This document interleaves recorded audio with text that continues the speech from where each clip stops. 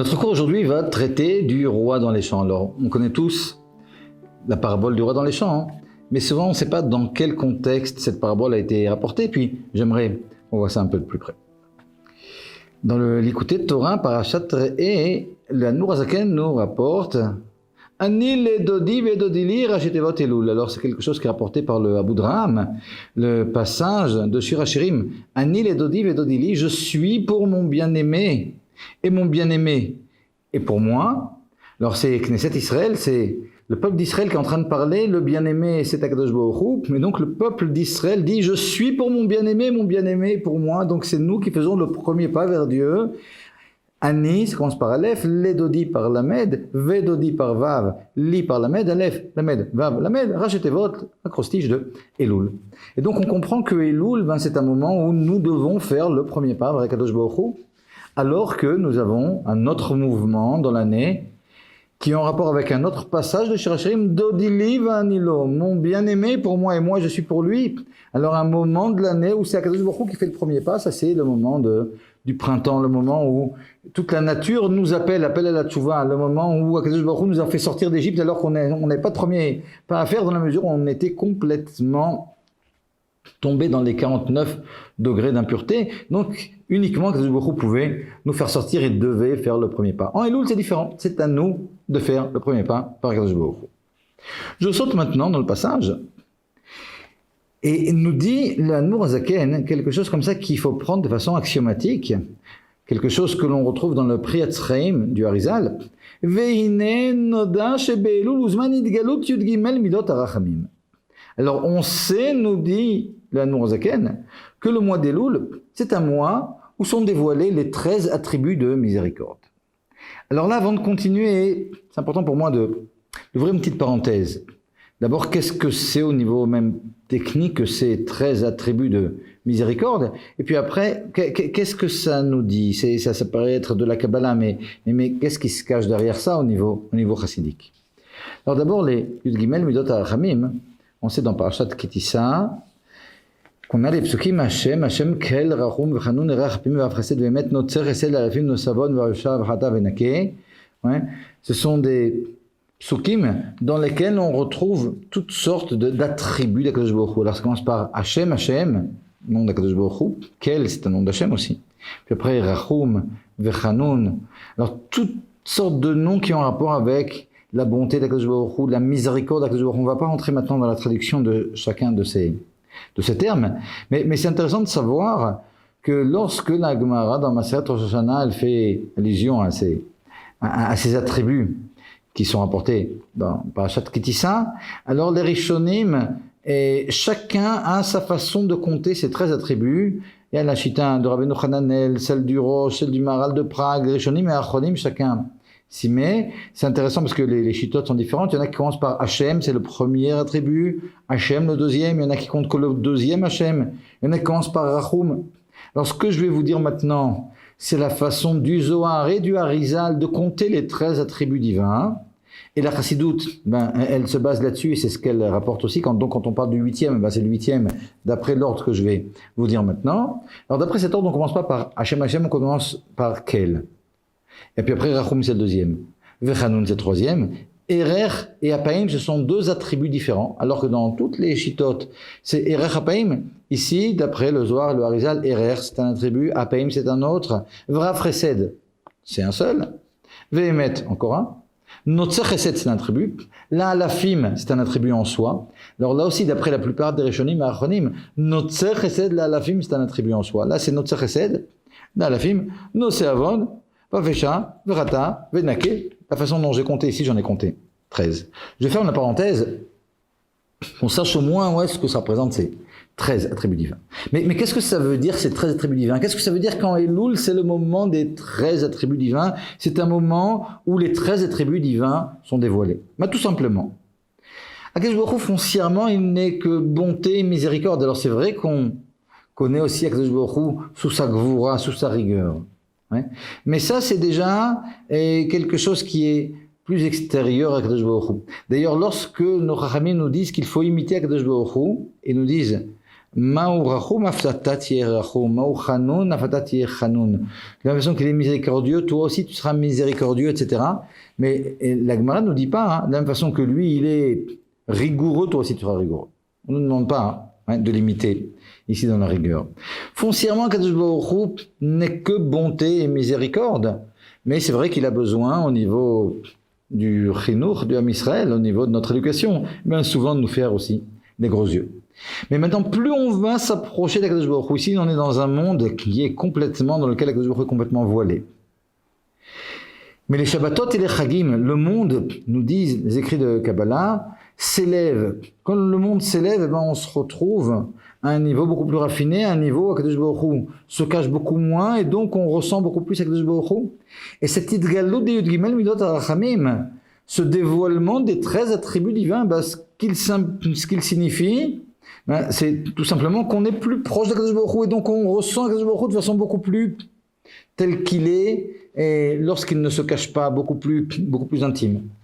Et donc de façon axiomatique, comme on a dit, le Admour HaZaken maintenant va nous dire que le mois d'Elul, c'est un mois où l'on dévoile, où l'on rencontre finalement, où sont dévoilés les 13 attributs de miséricorde. Alors pourquoi je vous dis que c'est axiomatique? Parce que non seulement ici le Admour HaZaken n'explique pas comment c'est possible, mais même il va trouver ici un problème. Et quel est le problème? Il nous dit, mais c'est vrai que le Harizal nous rapporte dans le Priyat Sraim que le mois d'Elul, c'est un mois où sont dévoilés les 13 attributs divins. Mais a priori, alors on a un problème, il faut comprendre. Il faut comprendre parce que lorsque l'on parle des 13 attributs divins, quand est-ce qu'on parle du fait que les 13 attributs divins sont dévoilés? On parle de cette chose-là, le Shabbat, les Yamim Tovim, le Shabbat, les fêtes, Yom Kippour, des moments où on est très proche de Kadosh Baruch Hu, et à ces moments-là, ce qui se passe, c'est que vu qu'on est à un niveau très élevé, on est complètement au-dessus de nos fautes, et donc on ne fait pas de tachanoun. On est loin du monde. Et donc on n'a pas besoin de travailler. C'est Akadosh Baruch Hu finalement qui travaille et puis il nous laisse, comme c'est comme au Gan Eden, profiter du monde sans qu'on ait besoin de travailler. C'est pour ça qu'on n'a pas le droit de travailler à ces moments-là. Parce qu'Akadosh Baruch Hu, Kaviyachol, travaille pour nous.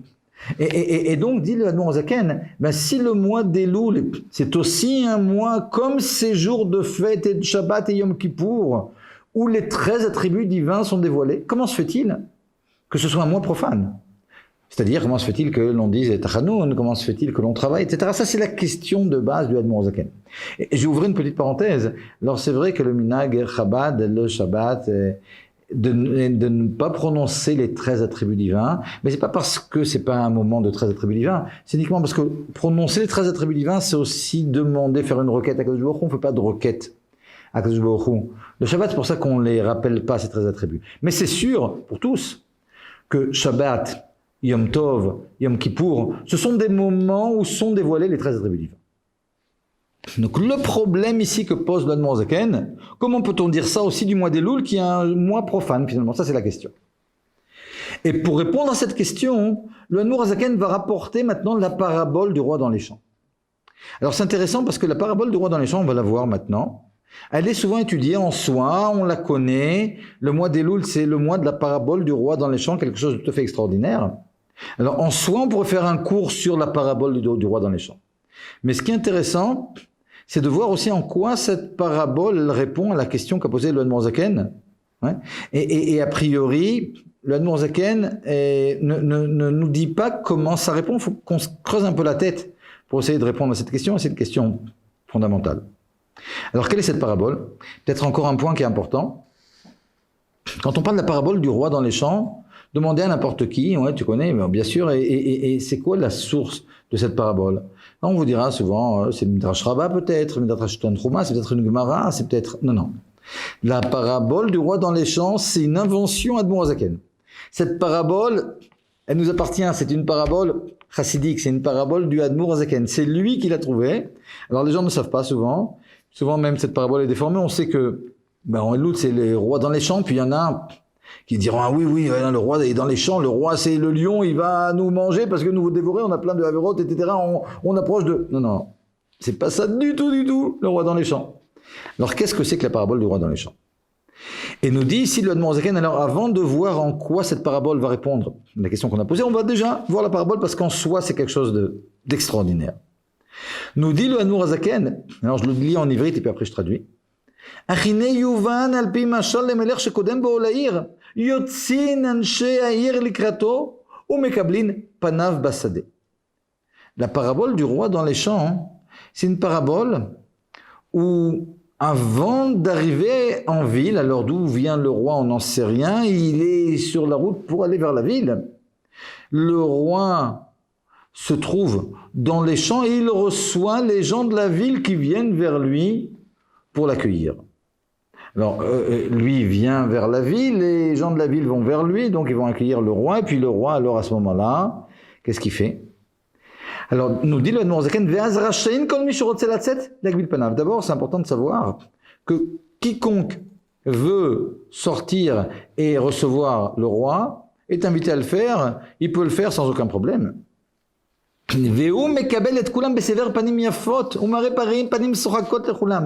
Et Akadosh Baruch Hu, ici le roi, ben il reçoit tout le monde avec un visage resplendissant et puis il sourit à tous. Et puis après, alors, la parabole nous dit que, bon, ben, on accompagne le roi, mais après, lorsqu'il va rentrer au palais, alors tout le monde ne peut pas rentrer. Ça, c'est déjà plus difficile. Il faut un visa un peu spécial. Et aujourd'hui, on a le Tav Yarok, vous savez, le pass pour entrer dans les événements comme ça pendant le Corona. Alors, là-bas, il faut aussi des tampons, etc. Ok. Alors, ce qui se passe dans le palais, pour entrer au palais, c'est encore autre chose, mais cette rencontre avec le roi ici, dans les champs, c'est tout à fait extraordinaire. Parce que si on comprend que le roi, c'est Kadosh Baruch Hu, qu'on est au mois d'Elul, on est au début d'Elul, on est en train de commencer un processus de tchouva. Donc, on a à peine commencé, on n'a peut-être pas commencé encore. On arrive dans les champs, ben, on sait avec quel fardeau de Averot, on va rencontrer le roi, puis on a tendance à avoir honte. On s'attendrait peut-être plus à ce que le roi vienne avec une batte de baseball et nous donne un bon coup sur la tête parce que on sait à quel point on a de la crasse. Et non, pas du tout. Cette rencontre, c'est une rencontre tout à fait extraordinaire. On a une rencontre maintenant avec le roi, et le roi, eh ben, il nous accueille, il nous sourit, c'est quelque chose de complètement inespéré. On n'a pas fait tchouva encore. Alors qu'est-ce qui se passe? Qu'est-ce que c'est que cette rencontre? D'abord, pour le roi dans les champs, alors on est très très loin de ce qu'on pourrait comprendre, le roi des animaux, le lion comme ça qui va nous dévorer. Non, pas du tout. Il nous dévore d'amour ici avec Kadosh Baruch Hu. Mais qu'est-ce qui se passe? Qu'est-ce qui se passe? Et puis surtout, on a un problème. Alors, d'abord, on ne voit pas trop en quoi cette parabole elle répond à la question qu'on avait posée, parce que la question qu'on avait posée, c'était « Comment se fait-il si effectivement, comme nous dit le Harizal dans son Préetzreim, le mois d'Elul, c'est un mois des 13 attributs divins. Le mois d'Elul, c'est un mois finalement qui ressemble au Shabbat, qui ressemble à Yom Kippour, qui ressemble aux fêtes. Comment se fait-il alors que ce soit un mois profane? Comment se fait-il qu'on fasse Tachanoun, qu'on travaille, etc. » Ça, c'était la question. Et la réponse, c'est la parabole du roi dans les champs. Quel rapport maintenant entre la question et la réponse? Ça, c'est la première question. Et la deuxième question qu'on peut se poser, c'est 2 minutes. On a commencé ce Mahamar en disant que Ani ledodi vedodili rajitevot Elul. Qu'en Elul, c'est nous qui faisons le premier pas, et puis Akadosh Baruch Hu fait le deuxième pas, contrairement au mois de Nissan, où on a Dodili Vanilo, où c'est Akadosh Baruch Hu qui vient vers nous.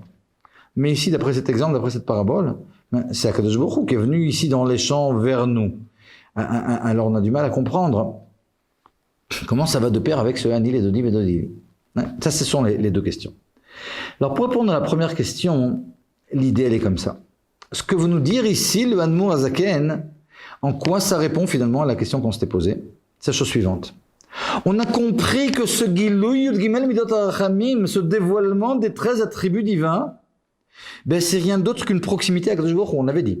Kadosh Baruch Hu, il est foncièrement plein de bonté, plein de miséricorde. Ce dévoilement, ça exprime une proximité d'Hachem. Alors, lors de Shabbat, lors de Yom Tov, lors de Yom Kippour, le monde s'élève. Alors, évidemment, on s'approche plus d'Akadosh Baruch Hu. En Elul aussi, on a une proximité d'Hachem. Mais cette proximité d'Hachem, d'Elul, elle ne provient pas du fait que le monde se soit élevé, le monde ne se lève pas. Elle provient du fait qu'Akadosh Baruch Hu lui-même est descendu dans les champs et est venu vers nous. Alors, on est proche d'Hachem, on le rencontre dans les champs. si on est proche d'Hachem, alors on peut comprendre qu'on ressent donc la profondeur d'Hachem, les Yud Gimel Midot HaRachamim. Donc ce que nous disait le Harizal, on peut le comprendre. Mais ça répond à la question, comment se fait-il que le mois d'Elul, ce soit un mois profane, dans la mesure où ici, cette proximité d'Hachem ne provient pas du fait que le monde se soit élevé. Il provient du fait que Akadosh Baruch Hu soit descendu ici tout en bas. Alors il nous trouve finalement en bas, il ne nous trouve pas en haut. Il nous trouve tel qu'on est avec nos avérotes, avec nos problèmes. Et par conséquent, on a finalement une chose et son contraire. On a d'un côté cette proximité divine et donc ce Gilui, Gimel Midot HaRachamim, donc ce dévoilement des 13 attributs de miséricorde. Mais à côté de ça, on continue à être dans le monde ici-bas avec nos fautes. Pour le moment, on est en train de faire tchouva, mais on en a encore. Et avec le fait qu'on travaille aussi. Parce que la rencontre ne se fait pas en haut, la rencontre se fait en bas. Et c'est en ça, finalement, que la parabole répondait à la question. Ouais, la question était, comment se fait-il qu'en Elul, on ait quelque chose de semblable à ce qui se passe Yom Kippour, Shabbat, Yamim Tovim, ce Gilou, Yud Gimel Midot HaRachamim, ce dévoilement des 13 attributs divins. Et pourtant, Elul est un mois profane. Réponse, c'est vrai. Elul est un mois profane. Le rapport avec Yom Kippour, Yom Tov, Shabbat, etc., mais il vient de la proximité avec le roi, la proximité avec Dieu. Mais seulement les Shabbatot, Yamim Tovim et Yom Kippour. Cette proximité vient du fait que le monde s'est élevé. Donc on est loin des fautes, on est loin du travail, etc. Alors qu'en Elul, cette proximité provient du fait qu'Akadosh Baruch Hu soit descendu ici dans les champs nous rencontrer. Donc on a d'un côté la proximité avec Hachem, on a ce Gilou, Yud Gimel Midot HaRachamim, mais à côté de ça, on est encore bas et donc on travaille encore ce monde. On travaille encore finalement et nos midot, on fait tchouva, etc. et on fait tachan. Ok. Ça c'est pour ce point-là. Maintenant, on a posé une autre question. Anil et Dodi et Dodili, on avait dit que c'était en rapport avec Elul, c'est nous qui faisons le premier pas. Et ici pourtant, on a l'impression que c'est le roi, c'est Akadosh Baruch Hu qui fait le premier pas puisqu'il vient vers nous dans les champs. Et là, ce que je veux dire, c'est fondamental. Si on comprend ce que je veux dire, on comprend vraiment ce que représente le mois d'Elul. Et il y a quelque chose ici, une opportunité extraordinaire, mais que l'on risque de rater, et c'est ce que je veux expliquer.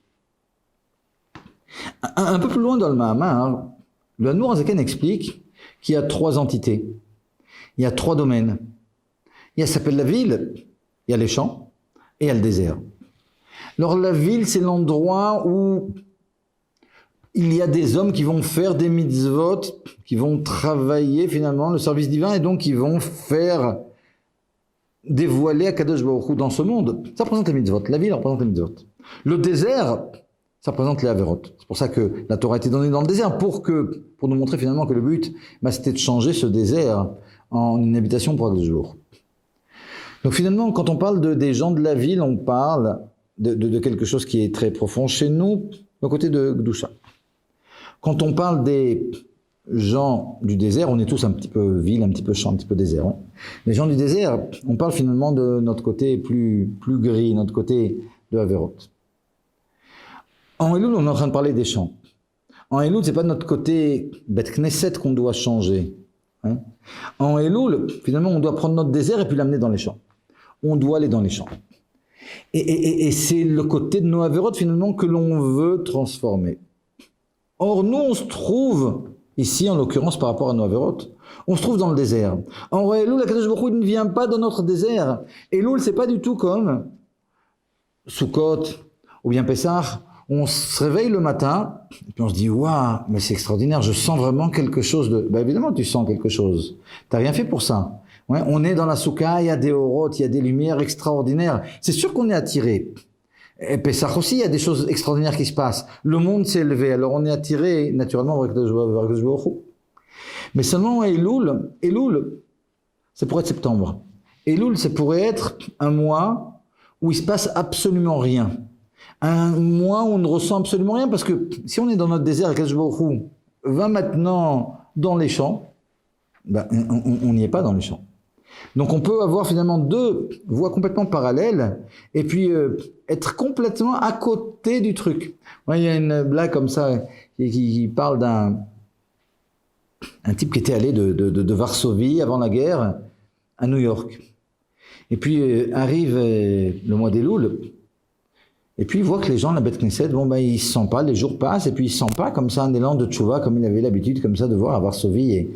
Alors à la fin de la tefila, un des jours comme ça, il n'en peut plus, il fait Elul, il frappe sur la table comme ça, Elul. Personne ne bouge. Alors il y en a qui vient et lui dit à l'oreille, tu sais, ils comprennent pas l'ivrite. Alors il dit septembre. Et c'est exactement ça le point. Elul, ça pourrait être septembre. Elul, ça pourrait être un mois où Akadosh Baruch Hu est dans les champs. Nous, on est dans le désert. Akadosh Baruch Hu, il vient pas nous voir comme dans la Souka ou comme à Pessah ou comme à Shavuot. Il est dans les champs. Mais si on est dans le désert, on est au courant de rien. C'est comme si je vous disais, vous savez, il y a un quart d'heure, ici à l'extérieur, et il y avait quelqu'un qui donnait 10 000 $ à tous les gens qui passaient. C'était à 20 mètres d'ici. Mais ouais, mais si t'es pas allé là-bas, t'as pas eu l'enveloppe de 10 000 $. C'est exactement ça. Et Elul, c'est un moment où il y a une opportunité extraordinaire. Akadosh Baruch Hu est dans les champs. On va voir ce que ça représente. Mais il y a ici quelque chose d'extraordinaire. Mais si nous, on reste à la maison, ou ici en l'occurrence, dans notre désert, et on ne rencontre pas Akadosh Baruch Hu. Et donc on comprend que c'est pas Dodili Vanilo, Akadosh Baruch Hu, il vient pas vers moi. Akadosh Baruch Hu, il me donne une occasion, il m'envoie une invitation, il va dans les champs. Par qui il m'envoie l'invitation? Par le Admour Hazaken qui nous dit ce saute finalement, ce secret, qu'Akadosh Baruch Hu est dans les champs. Sinon, on le saurait peut-être pas. Hein.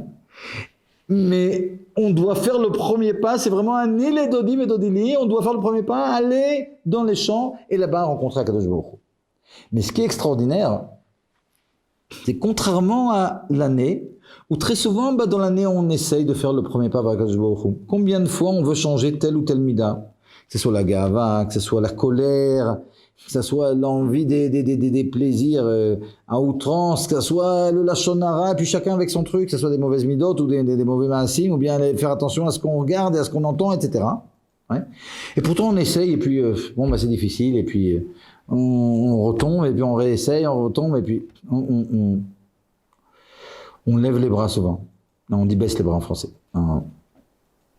En ivret on dit la rime, ouais. Donc on baisse les bras. En Elul, c'est complètement différent. En Elul, il y a ici une opportunité où Akadosh Baruch Hu est dans les champs, ok. Alors je sors de mon midbar, je sors de mon désert, je vais dans les champs rencontrer Akadosh Baruch Hu. Ouais. Finalement, aller dans les champs, c'est montrer qu'on veut avancer. Aller dans les champs, c'est vouloir réellement changer quelque chose. Alors il y a des choses que j'ai essayé de changer dans l'année, mais j'ai pas réussi à le faire.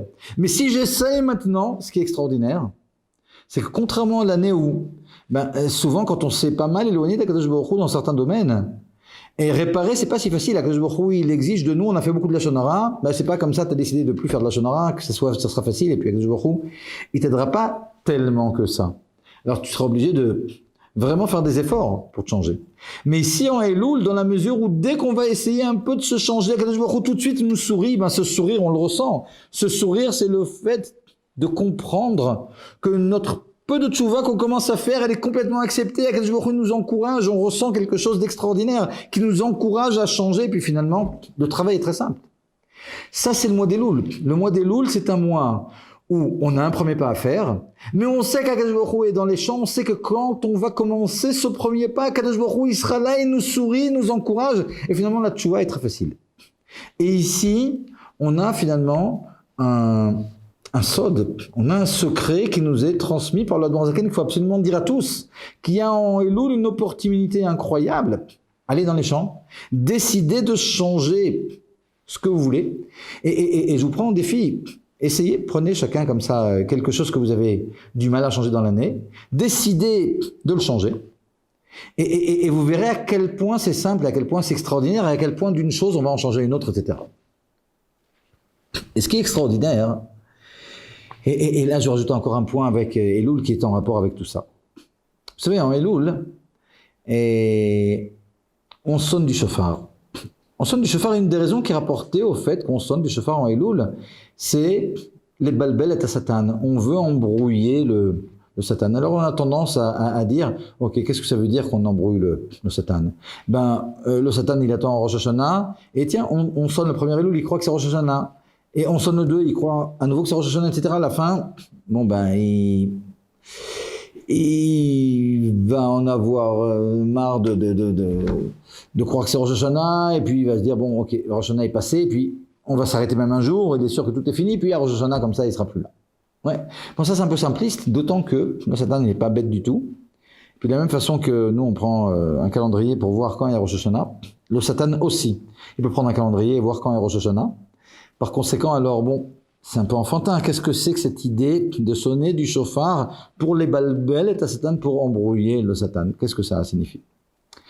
Le Rebbe, dans une sira de Rosh Hashanah, dans le volume 24 de l'écouter Sichot, nous explique la chose suivante. Il nous démontre, dans un autre contexte, que Rashi il explique que les balbel et à Satan, finalement, c'est entraîner le désespoir chez le Satan. C'est-à-dire, finalement, le Satan, dans la mesure où il sait pertinemment que dès qu'on commence à faire un peu de chouva, tout de suite il accepte la chouva. Hein? D'où on sait cette chose-là? Dans une autre sikha, le Rabbi explique comme ça. On sait dans Parashat Shoftim que quand quelqu'un a peur d'aller en guerre, nous dit la Torah, eh ben on lui dit, tu sais quoi, reste où tu es, tu n'as pas besoin d'aller en guerre. Alors il y a une marloket Tanaïm, à savoir de quoi il a peur exactement. Hein? Rabbi Akiva, il dit, il s'agit de quelqu'un qui a peur de la guerre, il a peur. Il y a un autre avis, non, il a peur de ses avérotes. Ouais. A priori, quelqu'un qui a peur d'aller en guerre, on comprend, il est peureux, il risque qu'il reste où il est. Ouais. Pourquoi Rabbi Akiva explique de cette façon-là? Celui qui dit qu'il a peur des avérotes, on comprend mieux. Il a peur de ses avérotes alors qu'il reste où il est. Le Rabbi explique que la raison pour laquelle Rabbi Akiva n'explique pas qu'il s'agit de quelqu'un qui a peur de ses avérotes, c'est parce que Rabbi Akiva, il comprend bien que si on a peur de nos avérotes, ça y est, on a déjà fait tchouva. Si j'ai peur de mes avérotes, c'est que j'ai des scrupules, je vous tout de suite accepte un tchouva. Par conséquent, lorsqu'on va sonner du chauffard en Elul, on a envie de faire tchouva, on veut s'attacher maintenant à ce mouvement. Ça y est. Et il y a quelqu'un dans un cours qui m'a dit, mais comment je fais pour aller dans les champs? Je veux aller dans les champs, mais comment je fais? Je dis, tu y es dans les champs. À partir du moment où tu veux aller dans les champs, tu y es déjà. Donc en réalité, on peut comprendre pourquoi le Satan, lorsque l'on va sonner du chauffard pendant tout le mois d'Elul, il est tellement méboulbal. Pourquoi finalement il est... Pas parce qu'il comprend pas quel jour on est, il comprend. Mais en réalité, il est complètement dépité, il est complètement, en dicône, il est complètement déprimé. Il est déprimé parce qu'il se dit 2 minutes, mais il sonne du chauffard, il faut un petit peu de tchouva. Mais tout de suite, il accepte leur tchouva. Donc qu'est-ce que j'aurais à dire maintenant à Rosh Hashanah? Le roi est dans les champs, c'est vraiment le moment d'en profiter, de cet élan où Akadosh Baruch Hu va nous ouvrir le cœur pour peu qu'on s'approche de lui, Bezrat Hashem. Et alors, à Rosh Hashanah, on n'aura plus qu'à profiter du jour où Akadosh Baruch Hu pardonnera, effacera complètement toutes nos fautes. Et il les transformera même, Bezrat Hashem, en mitzvot. Les Shana Tova, en tout cas, Tikatevu, Betchatemu, Bezrat Hashem. Moment of Wisdom. Some brief and life-changing moments. Join us. Subscribe to Moment of Wisdom channels on YouTube, Telegram, Facebook, Instagram, and WhatsApp.